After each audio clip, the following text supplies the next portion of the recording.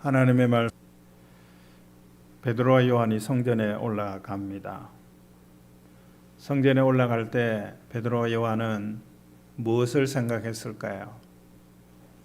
성전에 올라가면 하나님께 기도하고 하나님을 만나고 이런 일들을 생각하면서 성전으로 올라갑니다. 근데 성전으로 올라가서 성전으로 들어가는 문 가운데 하나인 미문이라고 하는 문에 다다랐을 때에 하나님을 생각하며 기도하고 예배하는 일을 생각하던 저들에게 생각이 흐트러지게 되어졌습니다. 그곳에 앉아있는 나면서부터 못 걷는 사람을 보았기 때문입니다. 기도하기 위하여 올라가는데 기도하는데 도움이 되지 않고 방해가 되는 사람을 만났습니다. 예배하기 위하여 성전을 찾는데 예배하는데 도움이 되는 것이 아니라 방해가 되는 사람을 만난 겁니다. 성전에 올라오는 사람 중에 기도하는 일 외에 일로 오는 사람들도 있습니다. 예배하는 일 외에 성전을 찾는 사람이 있습니다. 그것도 기도하는 시간에, 그것도 예배하는 시간에. 이것은 기도하는 사람을 불편하게 만드는 거고 예배하기 위하여 오는 사람을 불편하게 만드는 것입니다. 그래서 이러한 일들을 법으로도 보장하고 있습니다. 법으로도 금지하고 있는 겁니다.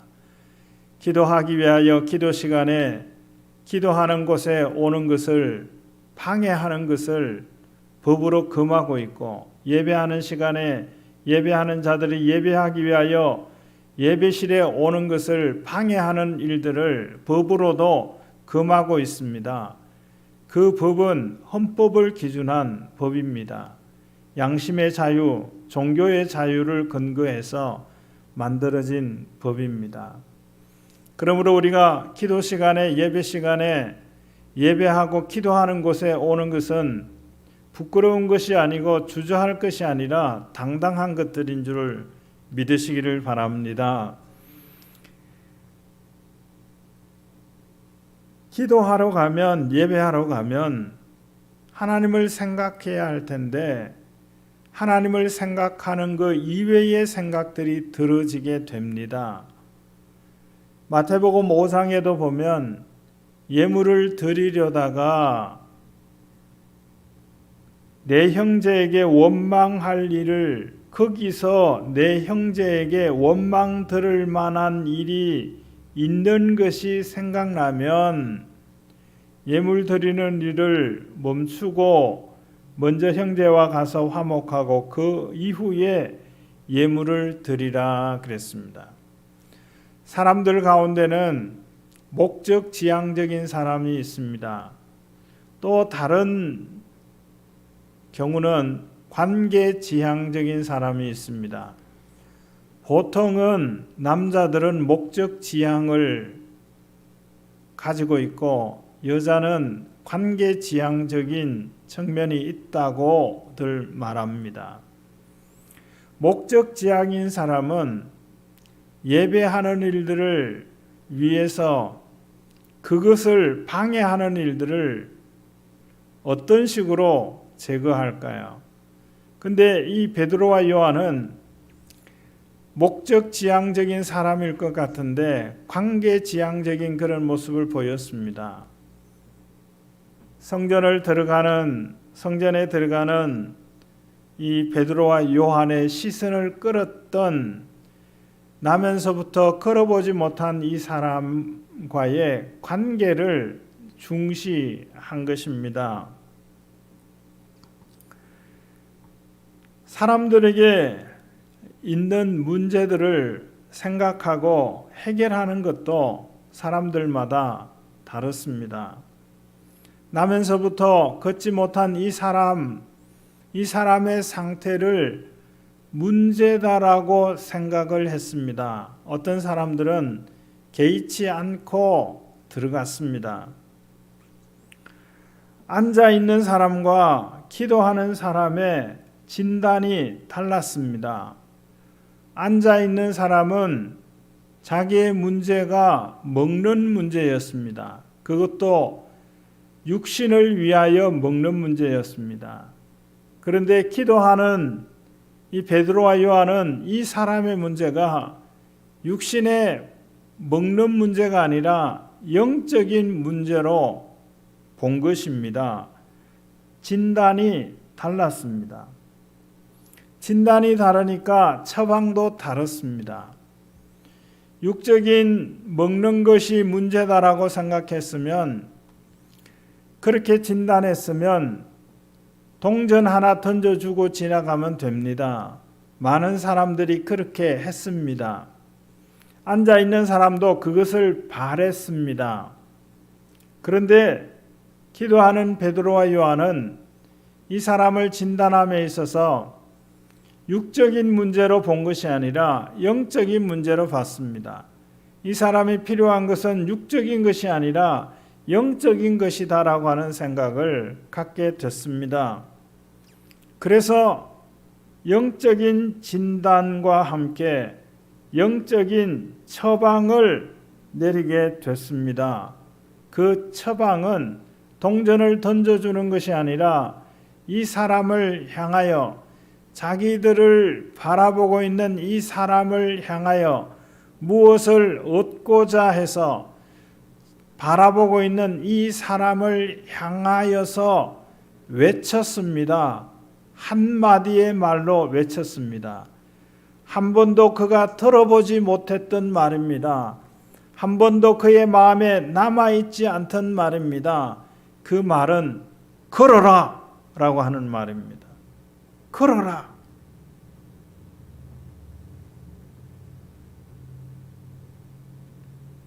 우리의 모습은 어떤 모습입니까? 걷고 있습니까? 아니면 앉아 있습니까? 앉아 있다고 하면 그 앉아 있는 곳이 어떤 자리입니까? 하나님의 우편에 앉아 있는 겁니까? 영광의 자리에 앉아 있는 겁니까? 승리의 자리에 앉아 있는 겁니까?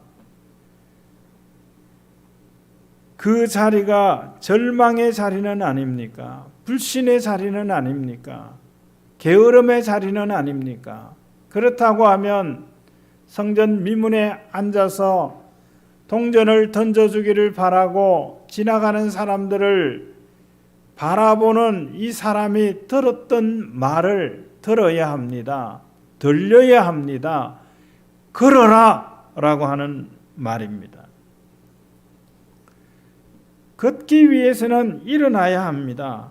그래서 우리 성경에는 일어나 걸어라 이렇게 번역을 했어요. 그 일어나라고 하는 글자는 작은 글자로 번역을 했습니다. 그것은 의미를 새롭게 하기 위해서 번역할 때 그 단어를 썼어요. 그러나 원문에 보면 걸으라는 거예요. 주 동사는 걷는 겁니다. 걷기 위해서는 일어나야 합니다. 일어나지 않은 이유가 뭘까요? 한 번도 일어나 본 적이 없기 때문입니다. 처음에는 일어날 시도를 했을 겁니다. 그러나 이제는 시도조차도 하지 않습니다. 넘어질까 봐 일어나지 않습니다. 엄두가 나지 않습니다. 일어나려고 하다가 일어나지 못해서 부끄러움을 경험했습니다. 일어나려다가 넘어지고 엎어져서 코가 깨졌을 것입니다. 수많은 시도와 수많은 그 시도를 통해서 수없이 많은 수치를 경험을 했습니다. 그래서 결정한 겁니다. 이제는 일어나지 않겠다고, 이제는 일어나려고 하지도 않겠다고 결정을 했습니다. 그는 다른 사람에 의해서 다른 사람의 도움을 받아야만 구걸하는 일도 할 수 있는 그런 사람이 되어져 버렸습니다. 그가 앉아 있는 곳은 미문이라고 하는 성전 문입니다. 이 미문은 아름다운 문이라는 거예요. 그래서 사람들이 기왕이면 아름다운 문으로 성전을 들어간 것 같습니다. 아름다운 문이라고 하는 그곳에 자리를 잡고 앉아 있는데 아름다운 그 문 앞을 절망의 자리로 만들었습니다. 그러던 그에게 들려진 걸어라라고 하는 이 말 한마디가 다시 한번 그의 엉덩이를 들썩이게 만들었습니다. 믿음을 준 겁니다.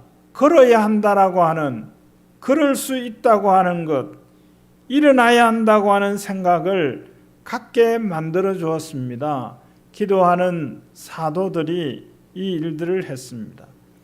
일어나 걸어라라고 하는 말만 한 것이 아니라 오른손을 잡아 당겼습니다. 일어날 수 있도록. 배불리라 그러면서 빵을 주지 않고 마음껏 먹으라 그러면서 그릇을 엎어버리는 것이 아니라 일어나라고 말하면서 일어날 수 있도록 손을 잡아서 일으켜 세웠습니다.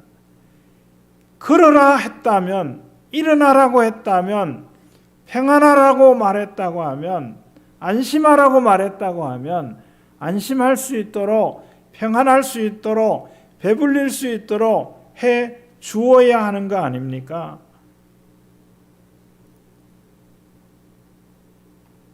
걸어야 목적지에 도달할 수 있습니다. 많은 사람들이 미문을 통해서 성전으로 들어갔습니다. 성전에 들어가서 하나님께 기도했습니다. 기도하며 하나님을 만났습니다. 저마다 하나님의 말씀을 듣습니다. 그런데 이 사람은 일어나지 못하니까 걸을 수가 없습니다. 그러면 성전으로 들어갈 수 있습니다.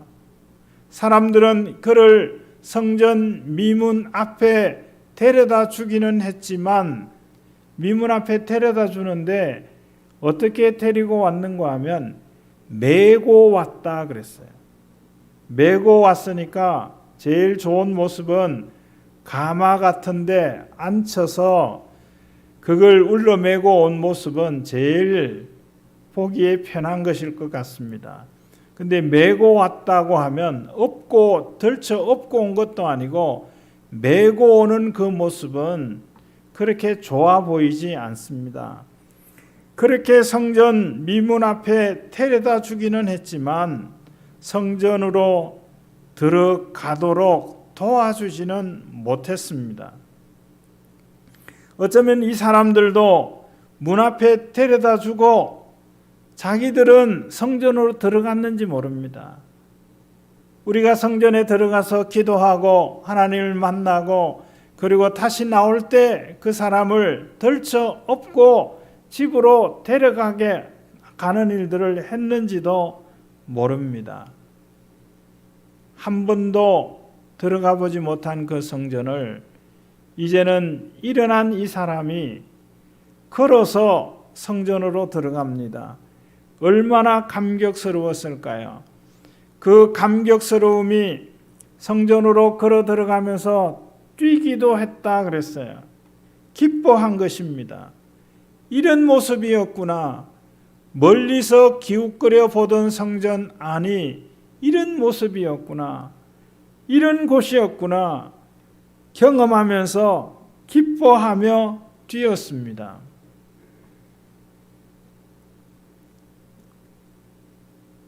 성전에 들어가니, 걸어서 성전에 들어가니,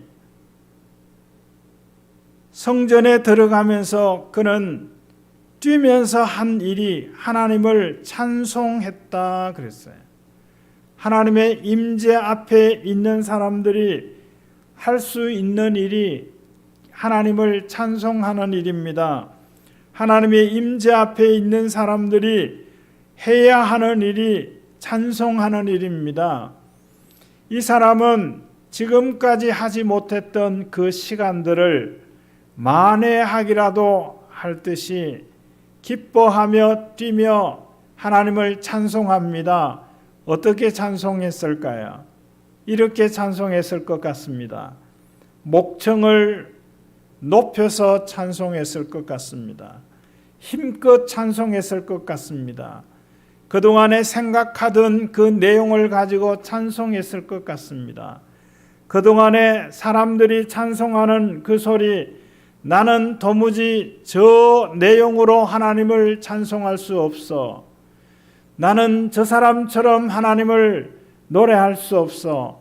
그렇게 생각했던 그 모든 내용들을 가지고 하나님을 찬양합니다. 목청을 높여서 찬양합니다. 힘껏 찬양합니다. 창자가 꼬이는 것 같은 그런 심정을 가지고 하나님을 찬양합니다. 전심전력을 다하여 하나님을 찬양하는 겁니다. 하나님만을 생각하며 하나님을 찬양하는 것입니다. 만약 우리가 하나님을 찬양하고 있지 않다고 하면, 찬양할 수 없다고 하면 그것은 하나님의 임재 앞에 있지 않기 때문입니다. 하나님의 임재 앞에 나가지 않기 때문입니다. 그럴 수 있지만 성전을 향하지 않기 때문입니다.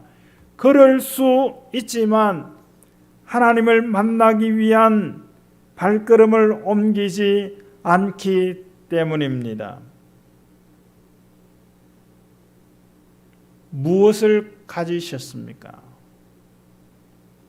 앉아 있는 사람을 옮길 수 있는 힘을 가지고 있으십니까? 앉아 있는 사람을 옮길 수 있는 힘을 가지려고만 하지 않았습니까? 그가 일어날 수 있게 할 수 있는 주의 이름은 없으십니까? 주의 이름의 능력은 없으십니까? 주의 이름의 능력을 받으신 적은 없습니까? 주의 이름의 능력을 받을 수 있는 곳을 늘 찾지 않으셨습니까? 주의 이름의 능력을 받을 수 있고 가질 수 있는 곳이 어느 곳입니까? 그곳이 예배하는 곳입니다. 기도하는 곳입니다. 그러고 보면 나면서부터 앉아있는 이 사람을 옮겨다 둔 사람들은 옮겨놓고 미문을 통해서 성전으로 들어가지 않았던 것 같습니다. 그가 성전에 들어가서 기도했다면, 그가 성전에 들어가서 베드로와 요한처럼 하나님께 예배했다면, 그가 성전에 들어가서 예물 드리려고 하다가 형제에게 원망 들을 만한 일이 생각났을 때에, 생각하게 하실 때에 그 예배를 중단하고 가서 화해하는 일들을 했었다고 하면, 저들은 더 이상 나면서 안전병이 된 이 사람을 울름매고 성전 미문에 데려다 주는 그런 일들은 더 이상 하지 않아도 되었을 것입니다. 저들은 성전 미문에 이 사람을 데려다 놓고 자기의 일을 위해서 성전을 향하여 들어가지 않고 자기 집으로, 자기의 사업장으로 되돌아갔을 것 같습니다. 때로는 혼자 예배하러 오지 못하는 분들을 예배하는 장소로 데려다 주고는 함께 들어와서 예배하지 않고 되돌아가는 그런 일들을 간혹 보게 되어집니다. 성전에 들어가는 자들만이 할 수 있는 일이 있습니다. 그것은 하나님께 예배하는 일이고 하나님 앞에서 얻을 수 있는 일들이 있습니다. 그것이 주의 이름으로 확신을 갖게 하는 능력입니다. 일어나 걸어라, 걸어라 라고 하는 이 말 한마디가 이때까지 한 번도 일어나 보지 못한 이 사람의 엉덩이를 들썩거리게 만들 수 있었습니다. 믿음의 찬 한마디가, 확신의 찬 한마디가 절망 가운데 있는 사람을, 주저앉아 있는 사람을, 슬퍼하는 사람들을 다시 한번 일어날 수 있도록, 일어나려고 하는 마음을 가질 수 있도록 만들 수 있습니다. 매 기도하는 시간에, 매 예배하는 시간에 성전을 올라 하나님을 예배했던 베드로와 요한은 이 일들을 했습니다. 그런데 오늘 처음 베드로와 요한이 성전에 올라온 건 아니에요. 이전에도 올라왔어요. 전에는 다른 성전을 갔다가 지금은 이 성전에 온 것도 아니에요. 베드로와 요한이 전에도 미문을 통과해서 성전으로 들어갔을 거예요. 그게 여전히 늘 앉아있던 이 사람을 보았을 겁니다. 처음에는 다른 사람처럼 그냥 지나갔을 거예요. 그리고 다음에는 다른 사람들처럼 그가 원하는 것을 주었을 겁니다. 그가 원하는 것은 동전 하나 던져주는 것이었어요. 그러나 오늘 베드로와 요한은 성전에 들어가면서 그가 원하는 것을 준 것이 아니라 그에게 필요한 것을 주었다는 사실을 기억해야 합니다. 우리는 사람들이 원하는 것을 줄 수 있는 사람으로 머물러서는 안 됩니다. 그들에게 필요한 것을 줄 수 있는 사람이 되어야 합니다. 하나님 앞에 나와 예배하는 일들은 사람들이 원하는 것, 그것을 준비하는 사람이 아니라 그들에게 필요한 것을 주는 사람입니다. 그것은 하나님을 만날 수 있게 하는 겁니다. 주의 이름입니다. 주의 이름의 능력입니다. 주의 이름의 능력을 얼마나 충전하면 다른 사람에게 그것을 줄 수 있을까요? 얼마의 기도의 시간을 채우면, 얼마의 예배의 시간들을 채우면 걸어라라고 하는 이 진단, 이 사람은 걸어야 된다. 걸어야 이 사람은 성전을 들어올 수 있고, 걸어야 이 사람은 하나님을 찬송할 수 있고, 이 사람은 걸어야 되는 거지 동전 하나 챙기는 사람이 되어서는 안 된다라고 하는 이 진단을 하게 될 때 이 말을 할 수 있습니다. 처음에는 생각도 못했던 말입니다. 그 다음에는 입 밖에 낼 수 없었던 말입니다. 그러나 이제는 말할 수 있습니다. 걸어라 라고. 한 번도 일어나 보지도 못한 사람, 불가능한 사람, 불가능하다고 생각하는 그 사람을 향하여 이렇게 말했던 베드로와 요한. 아마 그 말을 하려고 할 때 두려움이 있었을 겁니다.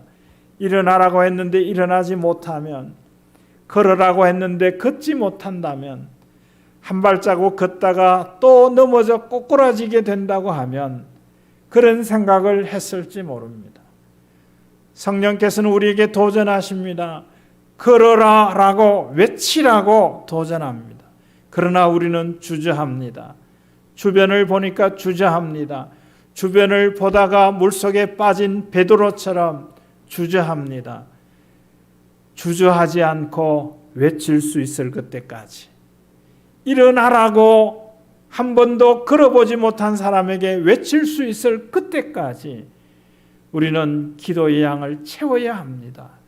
예배의 시간을 채워야 합니다. 그리고는 육신의 빵을 던져주는 것이 아니라 영적인 빵을 던져주는 그런 사람이 되어야 합니다. 오늘 저와 여러분에게 이런 마음이 생길 수 있기를 바랍니다. 이런 시도를 할 수 있게 되기를 바랍니다. 그리고 외쳐서 걸어라라고, 앉아있는, 퍼져있는 사람에게 외치라고, 먼저는 우리 자신에게 그렇게 외쳐야 할 줄 압니다. 어느 자리에 앉아 있습니까? 그곳이 영광의 자리입니까? 아니면 절망과 좌절의 자리입니까? 그곳에 있는 나를 향하여 먼저 외칠 것입니다. 그리고는 나아가서 한 번도 걸어보지 못한 사람들과 같은 사람들에게 외칠 것입니다. 걸어라, 성전으로 향하라, 하나님을 찬양하라 외칠 것입니다. 이런 은혜가 저와 여러분 가운데 있기를 주의 이름으로 축원합니다. 하나님 아버지, 베드로와 요한이 이제 나면서 한 번도 걸어보지 못한 사람을 향하여서 걸어라라고 외쳤던 것처럼 우리도 외칠 수 있는 사람인 것을 알 수 있게 하셔서 기도하며 용기를 가지고 담대함으로 행하며 살아가는 저희들이 되게 하여 주시옵소서.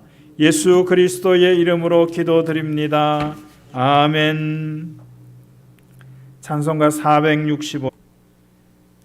지금은 부활이요 생명이신 우리 구주 예수 그리스도의 은혜와 하나님 아버지의 다함이 없는 사랑하심과 성령님의 감동, 감화, 교통, 충만하심이 한 번도 일어나 보지 못한 사람을 향하여 걸어라라고 외칠 수 있는 믿음의 영향력을 가지고 살아가는 성도들 가운데 이제로 영원히 함께 있을지어다. 아멘.